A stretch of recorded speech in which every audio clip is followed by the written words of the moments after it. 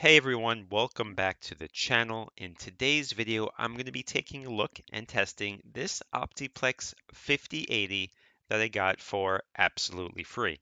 That's right, I didn't pay a dime for this PC. So here's what happened. A neighbor of mine posted on Facebook that his company was closing down an office and they had a bunch of computer equipment, including 20 of these Optiplex 5080s. Some of them had i7s and some had i5s. And he said they were selling them for only 50 bucks. I immediately let my neighbor know that I wanted one of the i7s. And when I saw him later on that day, he brought it to me and said I could just take it for free. Kind of kicking myself, I didn't ask for two or more, but I didn't want to be greedy. So let's review what this came with. This came with an i7-10700, which has 8 cores and 16 threads. Came with a 256 NvMe drive, 16 gigs of RAM, however, it's only one stick. Even came with the GPU, which I'm not 100% sure what it is, but I think it's a GT 730. And the power supply is only 260 watts. Taking a look at the front of the PC, we do have a spot for an optional optical disk drive. This did not come with it, and an optional SD card reader. We also have a universal audio jack connector. We have two USB 2.0 connectors, one with PowerShare. We also have a USB 3.2 Gen 2 Type-C connector and a USB 3.2 Gen 2 Type-A connector. So I am going to do some upgrades on this, but before I do that, I do want to power this on and make sure everything is working properly. So when I power this on, it goes right into the Windows 11 setup. And one thing I hate about Windows is it asks you to connect to the internet to set it up, and I just don't want to do that. So what I discovered is that you can set up Windows 11 without internet by hitting Shift and F10 and then typing in this line right here. With the Windows 11 install completed, everything looks good. The GPU is indeed a GT 730, which has 2 gigs of GDDR5. Before I did any upgrades, I ran the Heaven benchmark and got a pretty awful score of 350 with an FPS of 13.9. Now let's talk about upgrades. I'm going to be adding some more RAM to this PC, adding a 2.5-inch SSD for more storage for games, and a GPU. So this came with 16 gigs of RAM, which is usually good enough for me, but it's only a single stick. So I got an additional 16 gig stick, which will bring me to a total of 32 gigs. Since the NvMe drive is only 256 gigs, I'm going to need more storage. And I actually had this 4 terabyte SSD that I wasn't using, so I'm going to throw it in there, and this is going to give me plenty of room for games. Since the 260 watt power supply limits my GPU options, I'm using this GTX 1050 Ti that I already had, and this has 4 gigs of VRAM and doesn't require any additional power. Okay, I got all the new upgrades installed. I ended up putting the SSD up here for now. One thing I like about the older Optiplex towers is they had plenty of space for hard drives. I actually have 5 in my old Optiplex 9020 that I still use. So with everything installed, let's see how this does with gaming. Now, before I try any games, the first thing I'm going to do is run the Heaven benchmark.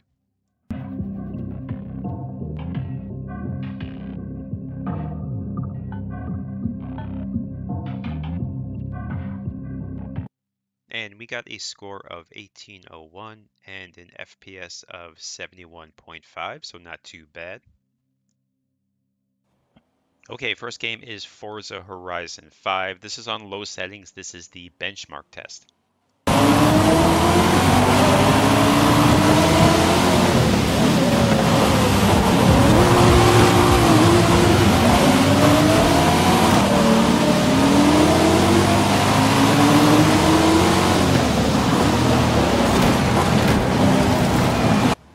And as you can see, we got 62 FPS on low settings. And here is Shadow of the Tomb Raider. This is in 1080p, low settings.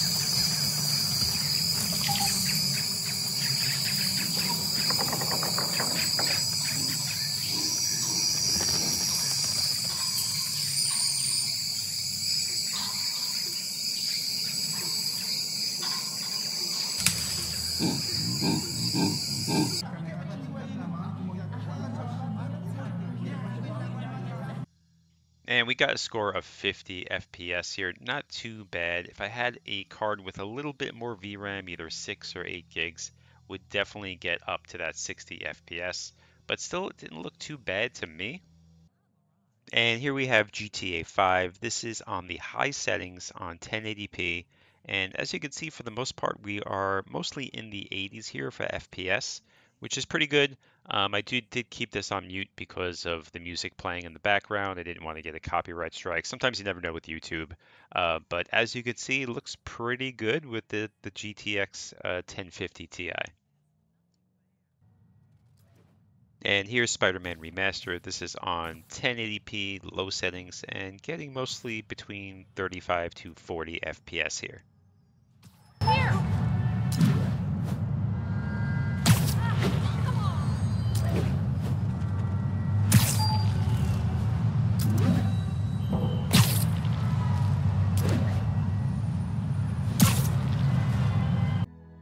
And next up, we got Halo Infinite. This is on 1080p, low settings.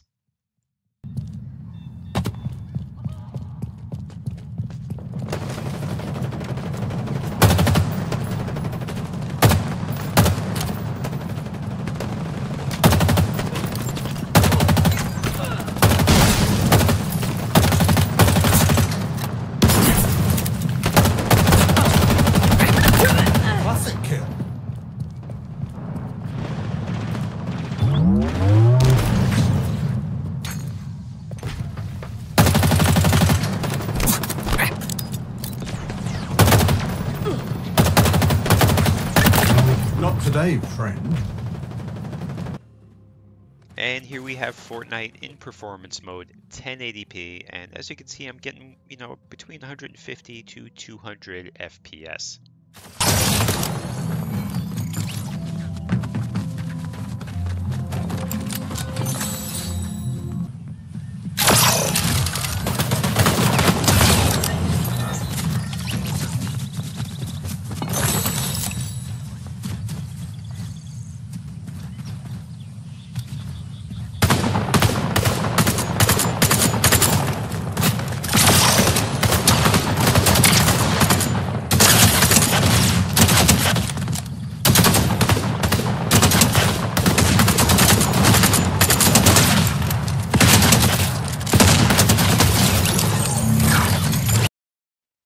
So the 1050 Ti did okay, but I wanted to try something else. And I had this RTX 3050 in another PC and took it out to test it in the Optiplex 5080.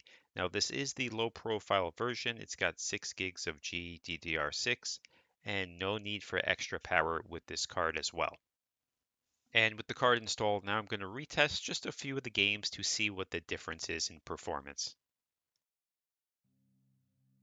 And as you can see with the Heaven benchmark, we have a huge increase in FPS. We went from 71, I think it was, to 130.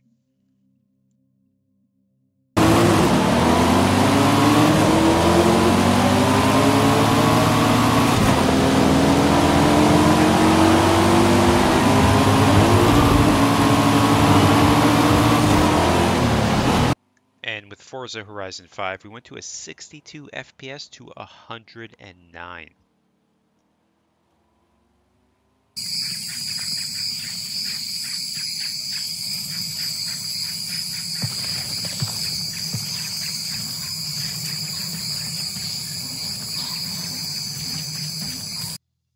And wow, Shadow of the Tomb Raider, we basically doubled the average FPS. It was 50 with the 1050 Ti, and now it is 105. With Spider-Man Remastered, we went from 35 to 40 FPS with the 1050 Ti to well over 100 with the RTX 3050.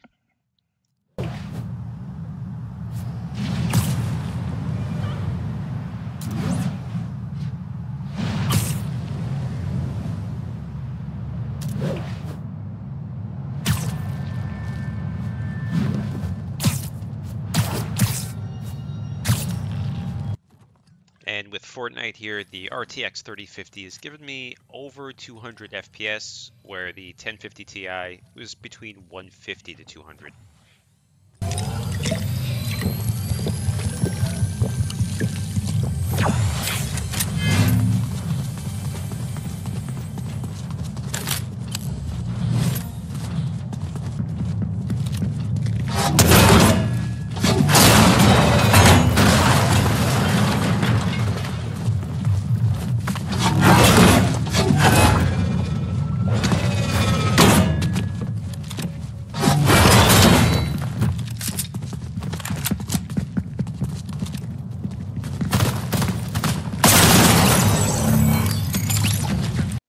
I definitely got lucky with this one getting it for free. These go for around $275 to over $300 depending on the configuration.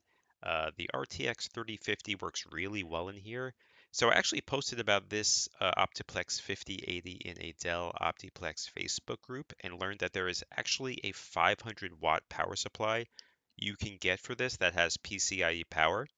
But honestly, the 3050 worked so well, I'm not sure if it's even necessary. But then again, I did get this for free. So let me know in the comments if you think I should get that power supply and try it with a different GPU and what GPU that should be. So that's going to do it for this video. Please hit that like and subscribe button. I would appreciate it. Thanks for watching.